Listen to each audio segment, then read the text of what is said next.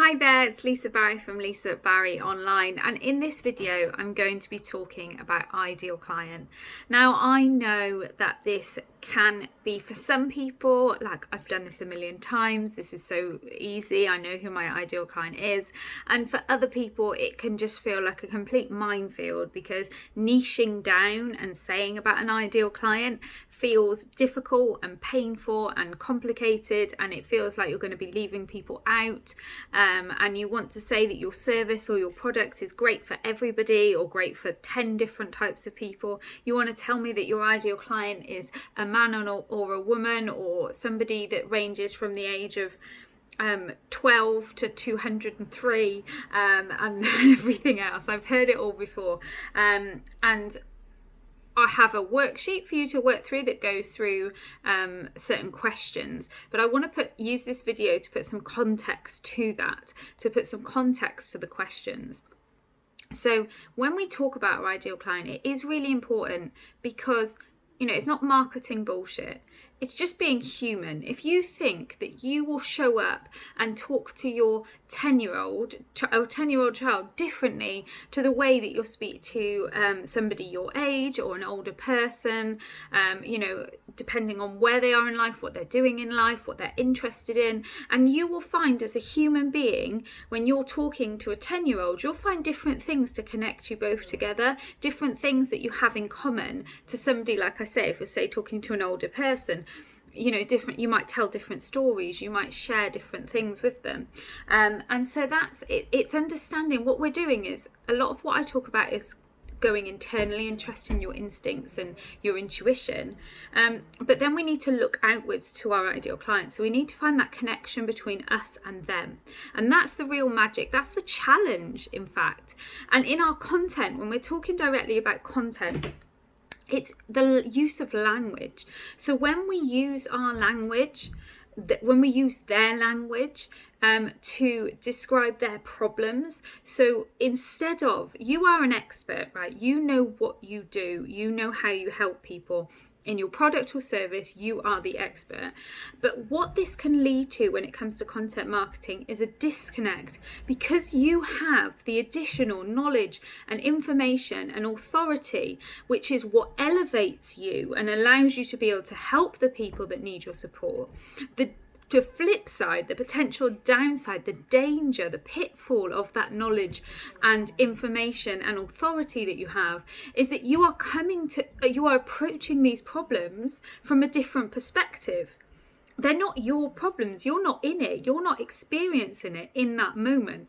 And so what we need to do with our content is we need to be able to show that we get it. Content marketing, the aim of content marketing, empathy and authority. Now, the authority is what you know, but the empathy is saying, I see you, I hear you, I understand. And to do that, we need to use their language so that we can mirror. As human beings, we feel connected. Language is a hugely powerful tool in which we connect with one another.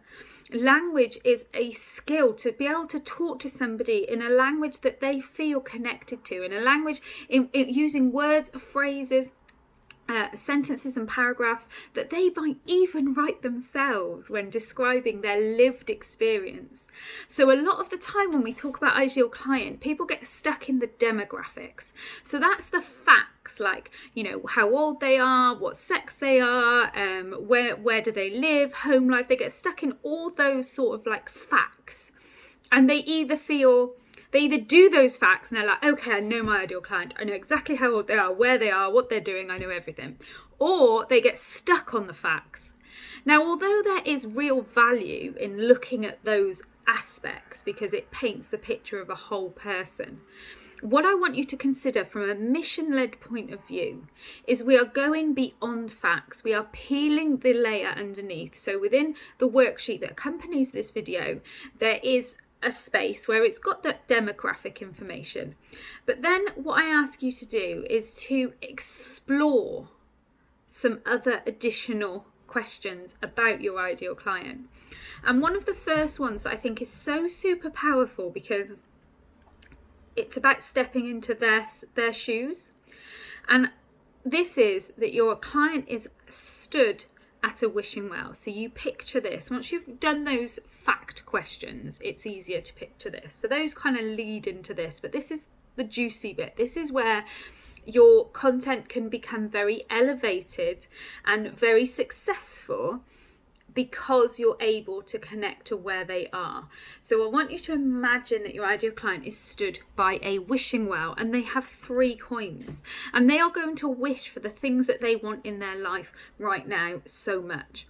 The biggest things. And when you think about this, I mean, you can even ask your audience, you can even use this as content to ask your audience, connect to people who you know your ideal client and directly ask them this question, and be mindful of the language that they use to describe their answers back to you. But if they've got 3 coins, what are they wishing? And what's the language they're using? And the reason this is really powerful is you may say that your ideal client wants to achieve X, Y, and Z, and you're looking at it from a deeper perspective, but because you have this broader knowledge and understanding. But what we need to do is connect to their lived experience. Like, what is there going on in their head? What's the thought processes? One word that comes up a lot around this is the word transformation. So transformation, if I'm talking to coaches now, is a very used word, and I've got no problem with the word. It has a place. It's definitely a powerful word. However, it is used in the context of people's desires, and no one that I know of is sitting there in their bed at night saying, I wish I could be transformed. You know, we're not caterpillars. We're not wishing for that. What are people actually wanting? People are more specific with their wants, desires, and dreams. And it's the same when we think about their problems and their pain points. Often we look at it from our expert point of view, but it's actually flipping it and looking at it from the perspective of our ideal client. Again, they're not going to be lying in bed thinking, when thinking of a pain point from a perspective of an expert. It's their lived experience. How does that pain point show up in their life? Like, how does it physically show up? At what part of the day do they feel?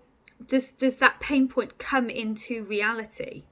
So yeah, it's these things to consider. That it's what I want you to do with the second half of this worksheet is to step into what is going on in their head, not just your expert opinion of it.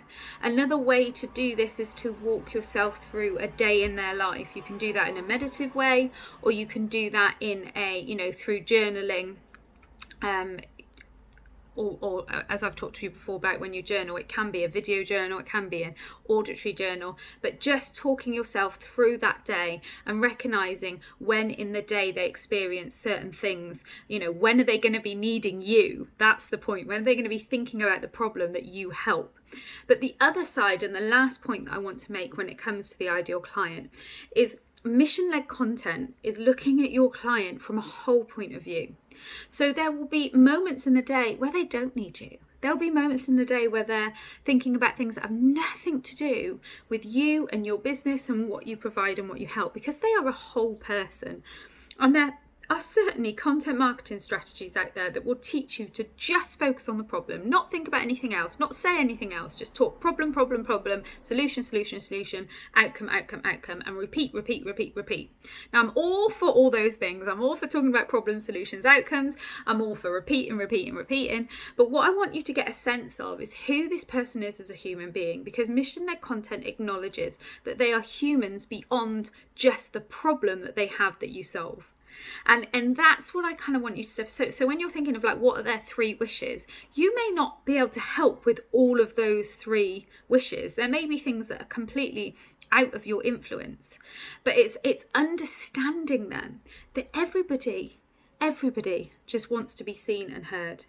That's all we want as human beings, to be seen and heard. And a real powerful mission-led content, it acknowledges that you can see and hear them.